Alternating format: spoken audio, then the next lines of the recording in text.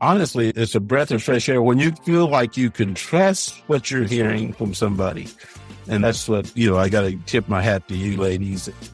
You've done for me. All your podcasts, the only way I could ever do it justice is take one podcast at a time and tear it apart and say, hey, these are the, as you guys call it, the little nuggets that's out there, because there's a bunch of little nuggets in every podcast. There's been so many of them that's truly impacted my life. It's really amazing the food for thought that you create. So that's what the main thing for me is, that food for thought that you guys are creating. Well, hello, and welcome to season 2 of the Simple and Smart SEO Show, the podcast for solopreneurs, service providers, and e-commerce sellers who want to learn the basics of SEO in all the places it shows up. I'm Crystal Waddell. I help Shopify store owners go from feeling like an SEO zero to your very own SEO hero in just one day using AI, UX, other tech ninja moves. And I'm Brittany Herzberg, SEO and case study copywriter, helping service providers increase sales without being on 24/7, using the power of SEO, story, and social proof. We're just a couple of business besties who love learning and sharing what we've learned as we show you how simple and smart SEO can be. So what are we waiting for? Let's jump in. Welcome back to the Simple and Smart SEO Show podcast. I'm here with Bea and a very special guest. One of my most favorite people in the entire world, someone who gave me life and so many other gifts beyond that. But we are here with my father, aka Papa Clark, aka Jeff Clark. We are here with a special episode dedicated to all the dads out there. So Dad, welcome to the podcast. Thank you so much for being here. Thanks for having me. This is exciting. Asher and the grandkids and even my college teammates called my dad Papa Clark. That is so cute. It's been like seriously old school for a long time. I feel like I need to say Mr. Jeff. Okay, yeah. So you call him Jeff, I'll call him Dad. And yeah. And we'll have an episode at the end of this. Yeah. Okay. Okay. So to kick it off, you've listened. So you know what I'm going to ask you, even though I like to surprise this with most people. But how do you define SEO, or what do you think of when you hear SEO? After hearing about SEO, I think of it like Yellow Pages on steroids. Yeah. That's a good answer. Yeah. When we were like diving into SEO for the first time and I'm like trying to figure out where it fits, I'm like, Dad, what do you think? He started talking about Yellow Pages and we were like, yeah, that's how people used to find businesses and stuff. And so when he said that, I was like, that is genius. Mm-hmm. And I just told my friend Kendra that you said that, Dad. And she was like, okay, I get it. So I'm expecting a lot of people to have an aha moment and a major connection after hearing that. Yeah, for sure. I like that. Yeah. Going into top 5. Oh, go ahead, Dad. When you're old, that's where you go for your answers. That was the big deal. Yeah. I still reference it. I'm 31, but I still reference it. I still remember actually the last time I used a Yellow Pages book I was working at a chiropractic office. And with me trying to be more ergonomic with my desk setup, I would put the Yellow Pages under my laptop or under my desk screen to lift it up. Yeah. So you used it like a desk device. Yeah, exactly. Good job. Okay. Yeah. Dad, can you tell us a little bit about your story of entrepreneurship, like how you started like having your own business? Because I was able to witness someone create their own business from the ground up. And I love this story about why. So I was hoping you could share that. The short version is this is my second business, or I guess kind of third business. But when I was 24 years old, I got upset with the guy I was working with. He was a manager and I quit my mechanic job at 24 years old, decided that I couldn't work for anybody else. So I started my own little repair shop and lasted for about 3 years. And then I got a lesson in, I would say, business lesson 101 called bankruptcy. I had the best month that I had in my little business, and 3 people filed bankruptcy on me. Took me for $30,000 in 1 month. Oh, no. Needless to say, I had to go back to work for somebody else, and that was Kmart, and that lasted for 12 years. Okay, hold on just real quick. Before you tell that story, I just want to say that was not the story I was expecting. So I think now your facial expression was like, I don't think I ever heard that story. Maybe I did. I forget things. Okay. So continue. And then I started working for Kmart. And one day I just told my wife I did not enjoy working there, had a few problems going on. And she gave me some advice that if I wasn't happy, go find something else to do. And I got up and went to a realtor, told him I wanted to buy a building for a business. And as years went on, things evolved where ours was changing and I had to make a change again. And my brother was cutting lawns and he said, "Oh, you can make more money cutting grass." And I said, "I don't think so." But I went with him for a few months and said, "Hey, you look like you're right."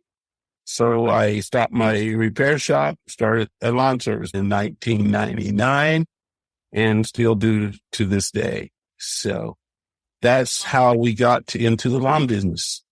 That is really cool. I like that your wife was like, go do something that makes you happy. Find something else. What sounds simple enough. Wasn't quite that friendly. I'm imagining it wasn't. Okay. So the part of the story that I love, you had to work during one of our games The part that helped me make my decision was the fact that one of the district managers was telling me that my family comes second to work and that I need to be there and things like that. And I let him know that my family was first.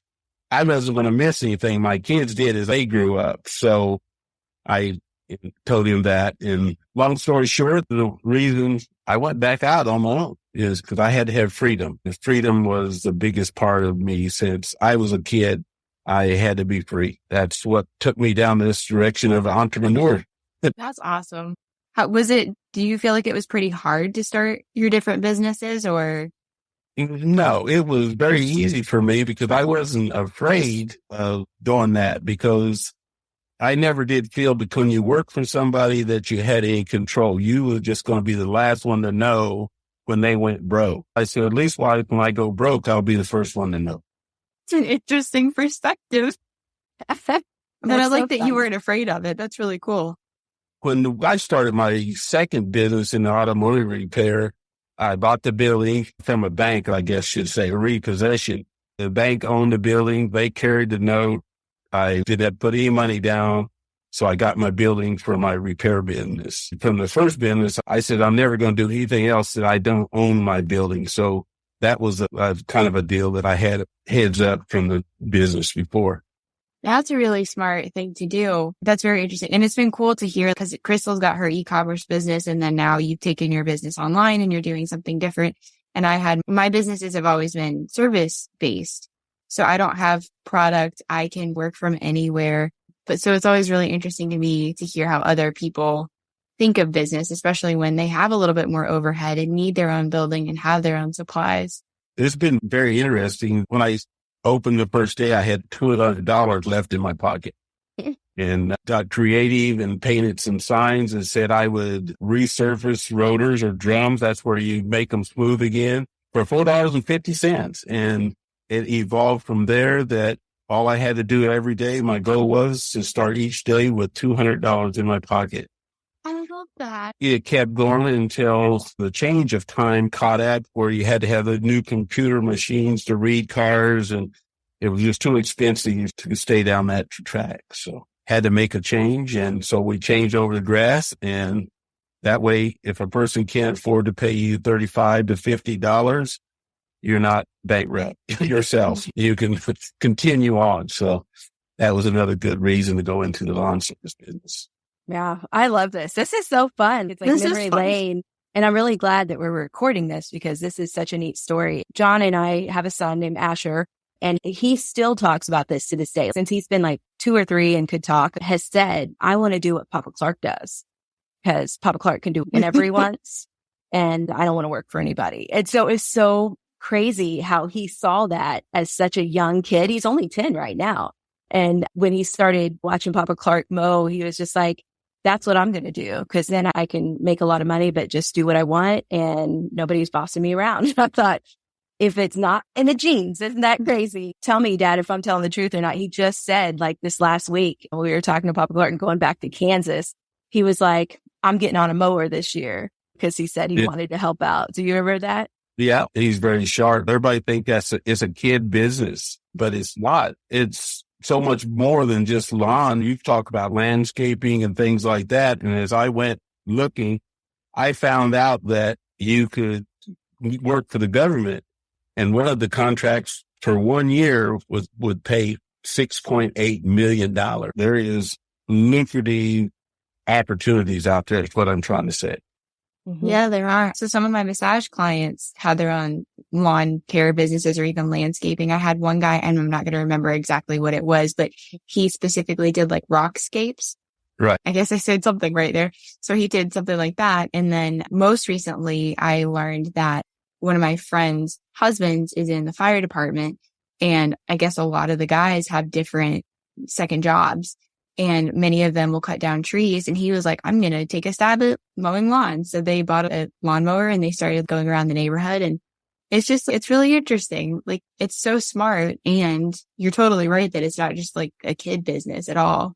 Yeah, there's so many options that you can go, like the landscaping, hardscaping, what they call it in some towns. In California, they got where they can't plant grass because there's no water. So they don the hardscape yards. I wasn't interested in that because the business 101 experience that I had, I don't put none of my money into nobody else's properties because all they got to do is tell you to get out, and all that rock that you put down, if they don't want to pay you for it, you're out. Grass was cheap, and all I lost was my time and maybe a little bit of gas in the lawnmower. Over the last couple of years, there's been so many people building courses in different things. I've even told Dad, like, hey, we should do like a lawn mowing course, lawn mowing 101, because he knows so many different, like very specific things about how to take care of your lawn and like fertilizing and all that type of stuff. Like every time we have a question about fertilizing, it goes, call Dad, ask me about that, in addition to pretty much everything else around the house. But if we were going to tie this back to SEO, I'm just curious, what have been some of your takeaways from the show and some of the things that we've talked about? Can you think of anything in particular that stood out about the conversations that B and I have been having with each other and other people over the last year?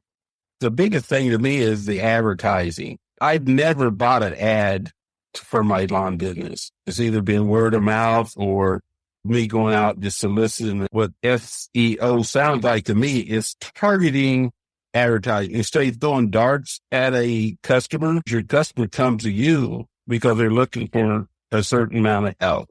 I said, boy, if I would have tied all that to my business, then it would have helped me maintain and grow. When you pay advertising dollars, which I never did buy into because it was just a dart throwing contest. So blindfolded darts. So SEO to I think makes so much sense. If you got somebody looking for somebody to take care of the yard, whether it's mowing or trimming the trees or bushes, those people, if they find you and you serve that niche, there's a good chance you got yourself a new customer. The only wrestling with then is pricing. And I hate bid on jobs. I tell people now, I'm 70 years old almost, and I tell people I don't bid. They say, well, how you get jobs? I said, you tell me how much you're going to pay, and I'll tell you if I can help you. And that worked very well. They usually paid me better than I would have bid the job anyway, because they don't know any more about landscaping and mowing grass than I do about whatever they do. Oh, that's so smart. That's a good point. How many times have we undervalued our services when we're just starting out because it's, oh, this is easy for me, essentially. So it's, yeah, I'll do this. I'll write this or whatever for X number of dollars. And people are really, I've had people tell me several times, you should charge more for this. Yep. And I never thought about saying, hey, what do you think you want to pay me? Yeah. Let it be 10 times what I asked for. That's a good point. And that's something too, like with the massage practice, for me, it's weird. I've never thought about it until this very second, but like it was easy for me to value that heavier because that was actually like physically something I was doing. But with the online business work, the copywriting and the strategy creation, it's funny. I do undervalue that. I did go lower with that one versus with massage therapy. I was like, oh no, this is definitely worth this amount of money per hour. That's interesting. The School of Podcasting with Dave Jackson. Are you looking to start your own podcast but don't know where to begin? Look no further than theschoolofpodcasting.com. Our comprehensive online courses and one-on-one coaching will teach you everything you need to know, from equipment and editing to marketing and monetization. At theschoolofpodcasting.com, you'll be creating high-quality, engaging content in no time. Say goodbye to frustration and uncertainty, and hello to the community at theschoolofpodcasting.com.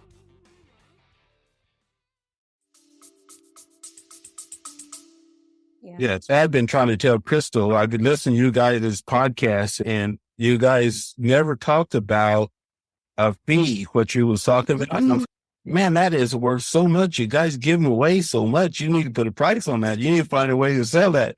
And she was really pushed back against, that's not what we're about. And I guarantee you that you're going to waste your time, because if you don't charge something for it, over the years, I found people don't have any value to it. But if you put value to it yourself, then people feel there's value.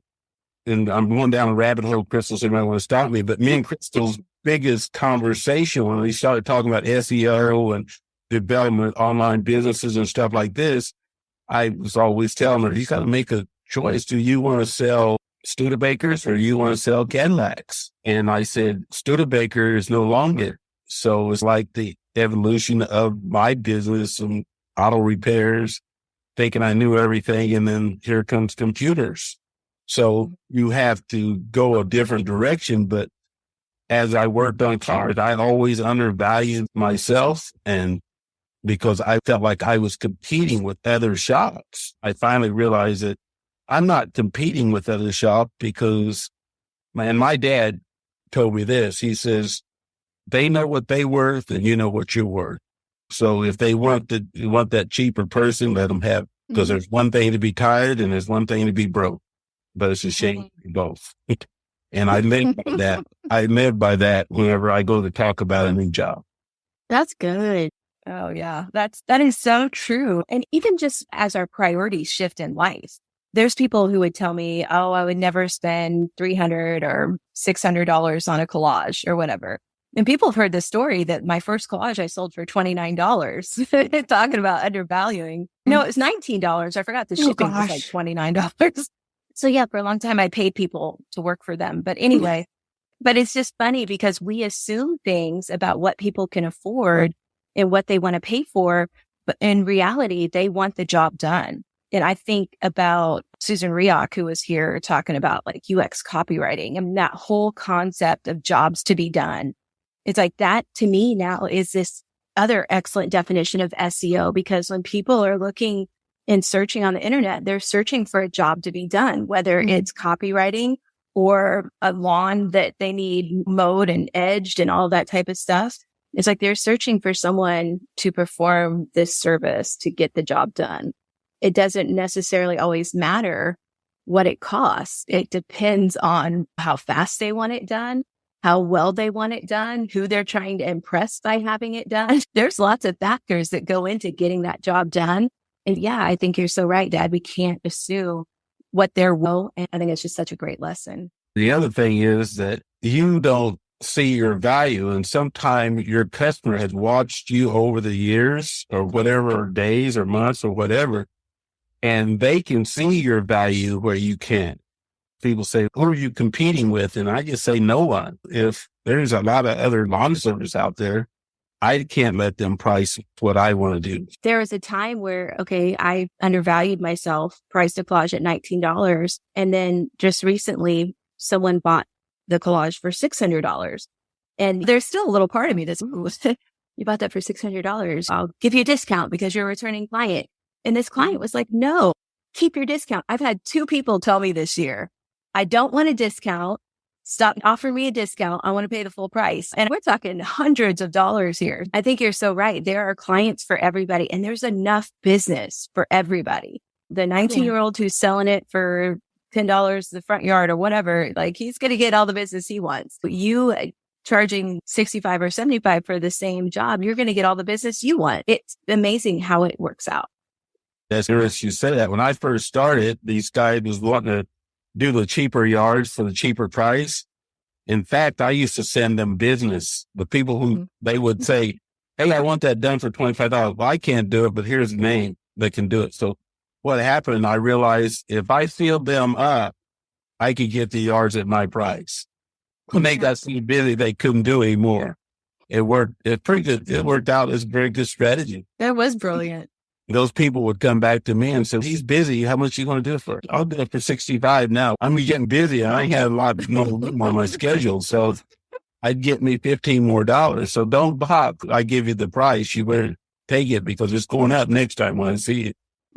So true. If you don't beat it out in your offer, it's going up the next time. Okay. So again, tell us something else that you had an aha moment or that you thought was worth talking about again, like in terms of what we've talked about here with SEO.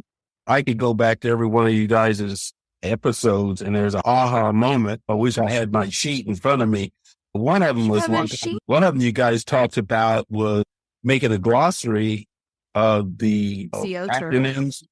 And that was so helpful for me because as an older person, I'm not of that world. So when you just use acronyms and letters and now I'm listening to your message, I'm trying to figure out what did they just say? So I really like that thought of where you guys was putting the glossary together where people could go back and after an episode, look up some of that stuff that might have blew over their heads that was really a good piece of the information, but without knowing what those acronyms was, they lost the message. That makes sense?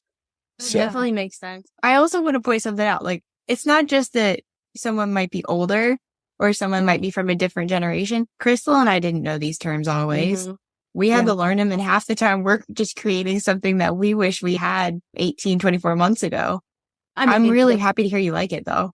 We didn't even know what SEO was like 2.5 years ago. It was because we were on Clubhouse and it's like somebody starts talking about SEO and it's, wait a second, that's how you get people to your website? Oh, why did I know this 5 years ago? So I think we've all kind of had that moment. What I would say to you guys that you guys sound like to me, you guys more or less invented this stuff. So you are an authority, whether you know it or not, you are an authority to other people who don't know nothing or does know a little bit. So you become our trusted authority. That's what you've come to me. I listened to other podcasts and stuff, and I've said, that's a little bit offline because that's not what Crystal and Beat was saying. And then I go a little further and dig into it, and you guys are the ones on target. They was off target of what they were saying. Honestly, it's a breath of fresh air when you feel like you can trust what you're hearing from somebody. And that's what, I got to tip my hat to you ladies. You've done for me that I didn't think it was ever be worth paying money for advice from somebody else who hadn't done what I've done. And I'm almost encouraged to try to start me an online business just to try to apply what you guys are teaching. You should. That would be really cool to see. So I love everything you said. And thank you for everything that you just said. Really, I think I'll speak for both of us and you tell me if I'm wrong, Crystal, but when we started the podcast, we just wanted to share what we were learning with other people. It really was. We were just hopping on phone calls. We were getting on Zoom and learning stuff with each other. And we just wanted to take it outside of our 2-person conversation and have more people in on the conversation. But yes, a byproduct of having a podcast and bringing on other experts is that we are looked at as an authority. And it's not something that I don't think either one of us take really lightly. And it's been a lot of fun. And something else too, to tie back to what you were saying really early in the episode is that like having a podcast, yes, we're giving stuff away for free. We do have the private podcast, which is like a $10 monthly fee. So we did start doing that. But I was thinking to myself, like having a podcast is almost like a new iteration of a business card because here's what we know. Here's stuff that we've done. So as you were saying that was something that came to me and that was really cool. But thank you for everything that you just said. Ever since I heard you guys start talking, I've been telling Crystal, you got to write that down so we can sell it. And if you hear me when I talked about you, I'll say we a lot because I got myself in you guys' world as I follow along. But every time she would do something, I said, you got to write that down because I know you can sell it. You guys take for granted a lot of times what you know, other people know and don't need to slow down. I'm after Crystal all the time that you got to break that down into 10 segments instead of one, because that's too much information for a layman to digest all at once. SEO doesn't make sense to somebody who said, first of all, what is SEO? Just the words in itself. And I can't even something like optimization or something. I can't remember totally, but I understand the theory behind it. Yeah, for sure. And one thing I would say to kind of piggyback of what B said, this whole idea of being an authority and being a leader, my dad raised me to be a leader, and that's just an innate thing inside of me. Even as a coach, as a teacher, or whatever, I just always felt, okay, I have a responsibility to other people for whatever reason. To me, that's what a leader does. It's not that you're looking for the glory or you're looking for like a label of any kind. It's just that you're taking responsibility to help other people and to bring them along if they want to come, and Dad and I've talked about that a lot too. And B, you are like the manifestation of the type of person that my dad has always wanted in my life.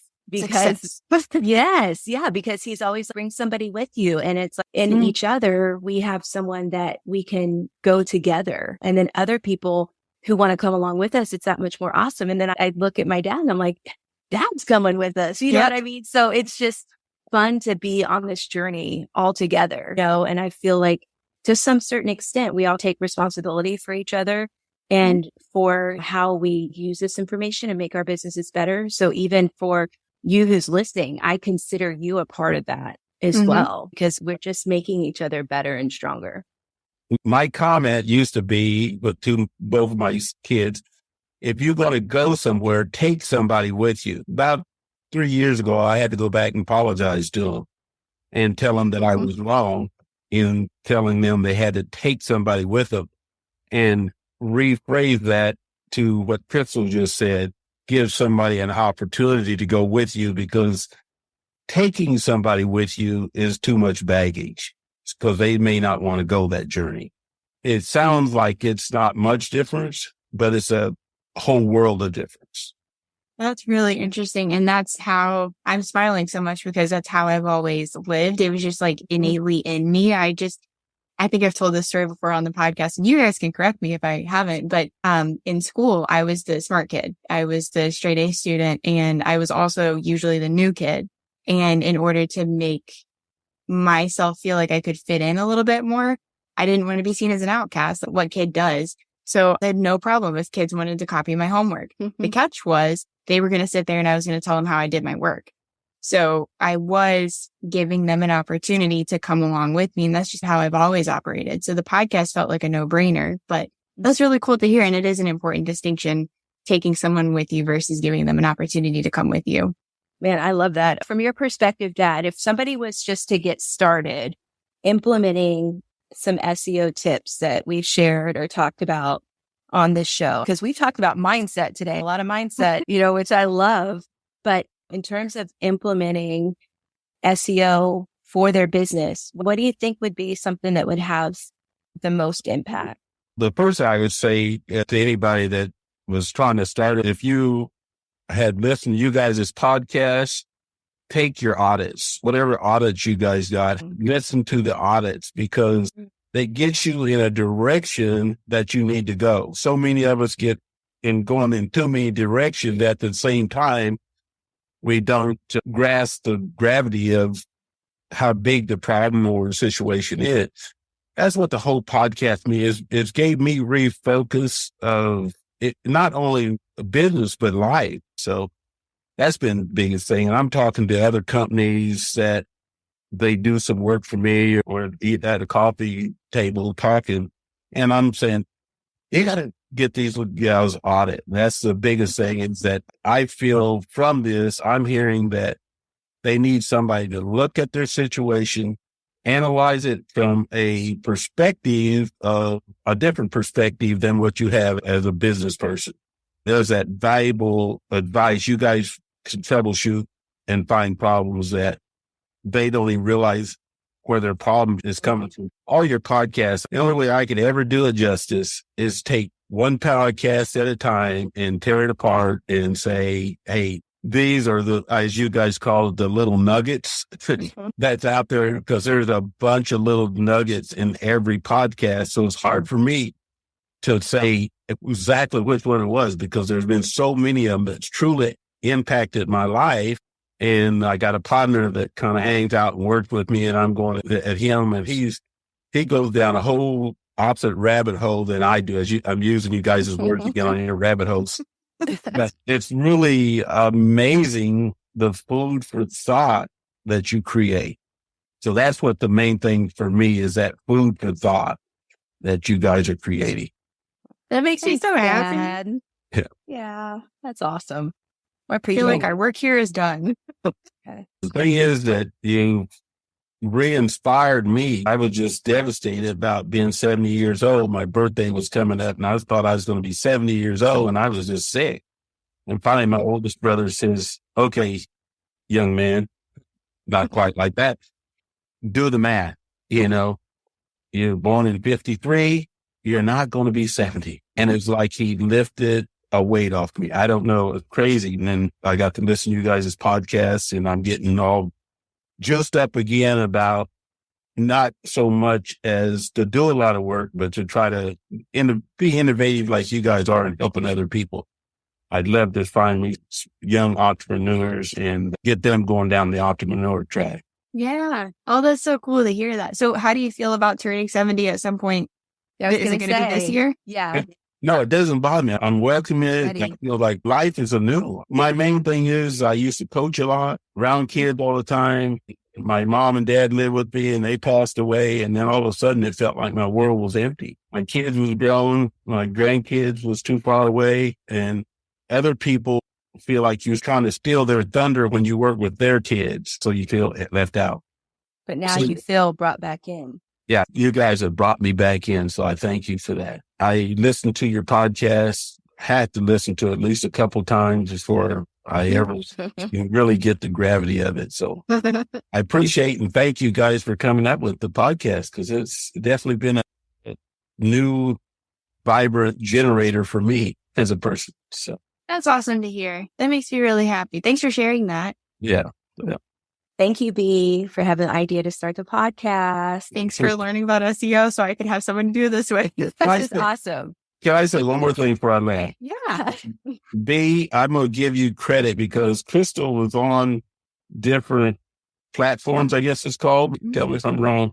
And I was telling Crystal when I listened, I said, I don't really feel like that is good for you. And I said, I feel like they sitting there stealing your thoughts and not giving anything back. And when you guys got together, I felt really good because I said, they're giving back to each other's. And I could tell in the conversation when you guys are having even guests on that you guys was giving them aha moments that I could hear in their voice deflections that you guys was telling them something they didn't know.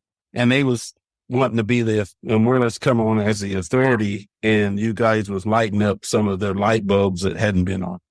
So that's really cool. I can't say that for sure, but that's how I was taking. Those people are glad they came on here, and that's good because you got to each other. Yeah. And one of the things that I know, at least I hear from people, what they say to us about the podcast is that this just happened this week. Someone was like, I like that you don't always act like you know everything, because we don't. We're learning. And that's the lens that, at least in my head, we were coming into the podcast with, is like, hey, we're learning. You want to learn with us? Yeah. So yeah, you don't have to know everything, and people respect that. And I think that too often experts get in their own heads about being an expert, and then they feel like they can't say, oh, I don't know that, or I can't say, I'm not sure, I'll come back to you. I need to do some research or something. And I think that's a shame. Yeah, I appreciate it. You know why I appreciate being called an expert, but I don't really feel like an expert? Because things change so quickly. Yeah. And I think you have to approach all of this with a certain level of humbleness, because what can be true today can be completely different tomorrow. We're seeing it right now with ChatGPT and which the Bing search engine, and just how SEO and search results are being populated. Some of these things I think are going to withstand the test of time, because unless you can check out through that chat function, people are still going to need to go to a website to buy something or get the information or sign up or whatever. But I think that just approaching it with humility is important because things are changing so fast and it's fun. It's fun to just learn and watch and grow with all of it. Yeah. One last thing. Don't be afraid to get paid for what you know. All right? Yes, sir. Because if you don't, somebody else will get paid for what you know. That's a good point. That's a really good point. Oh, man. You got nuggets. We got nuggets. This is great. Hey, thanks for having me. I appreciate it. Thanks for being here. Thanks, Dad. Love you guys. Take care. Okay. Bye-bye. Okay. Bye. Thanks for joining us today. If you like this info, subscribe before you go so you never miss out on something related to SEO. See you next time.